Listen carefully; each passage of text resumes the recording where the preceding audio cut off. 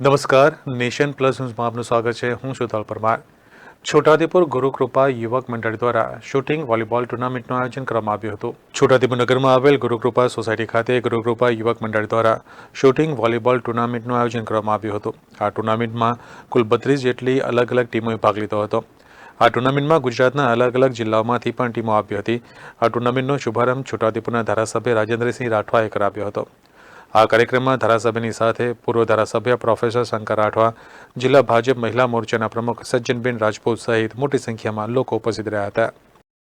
આજે છોટાઉદેપુર ખાતે ગુરુકૃપા યુવક મંડળ દ્વારા શૂટિંગ વોલીબોલ ટુર્નામેન્ટનું આયોજન કરવામાં આવ્યું છે, જેમાં 32 જેટલી ટીમો રાજ્યભરમાંથી એટલે કે પૂર્વ પટ્ટીના જે જિલ્લાઓમાંથી આવી છે અને એ ટીમો સવાર સુધી છોટાઉદેપુરની અને એની આસપાસની જનતાને મનોરંજન કરાવશે એવી આશા રાખું છું.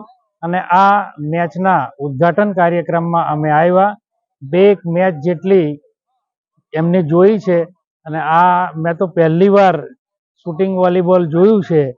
એટલે હું પહેલાં વિચારતો હતો કે આ નાનો બોલ કેમ છે એમ, પણ આ લોકો કે આ શૂટિંગ વોલીબોલ ટુર્નામેન્ટ છે એટલે છોટાઉદેપુરના આંગણે આટલું સરસ મજાનું આયોજન કર્યું છે. આયોજક મિત્રોને ખૂબ ખૂબ અભિનંદન પાઠવું છું. Rehan Patel, nation plus news, Chhota Udepur. સમાચારોના સતત અપડેટ માટે નેશન પ્લસ ન્યૂઝના યુટ્યુબ ચેનલને સબસ્ક્રાઇબ કરો, બેલ આઇકન દબાવો અને ફોલો કરો ઇન્સ્ટાગ્રામ, ફેસબુક અને ટ્વિટર પર.